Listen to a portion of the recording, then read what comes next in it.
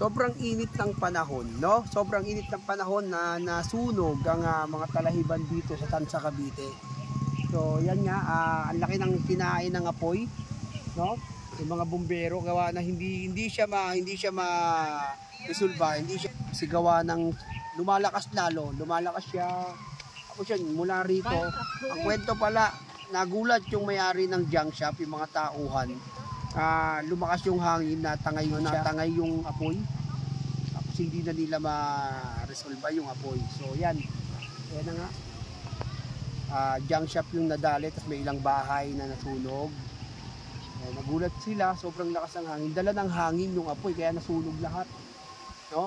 Sobrang init, siyempre lumakas din yung hangin kaya mabilis na kumalat yung apoy. Isa po ito sa mga epekto ng ating kaligtasan. So dapat ingatan po natin ang ating kaligtasan, no? Huwag tayong magtapon kung saan. Ingatan natin ang inang kaligtasan. Ito po yung nagiging resulta ng ating mga kapabayaan sa ating kaligtasan. Tulad yan, buti na lang kako walang nasaktan. Buti na lang kako walang nasaktan na tao. Lahat sila nakaligtas. So yan po. Ano pinagsimulan niya, sir? Sir, ano pinagsimulan ng sunog niya? Doon galing eh. Doon, hindi na napansin. Ang lakas ng bulusok na hangin. Sa lakas ng hangin talaga. Paano dala ng hangin? Oo. Ano sana namin ng tubig eh. Kaso di na.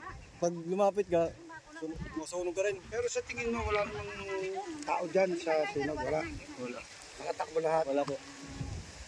Kasi ito po yung doon kami dumaan eh. Ito po yung mga... Ay, ikaw mayari yan? Hindi. Tauhan. Tauhan. Diyan. Tatabaho ko dito eh.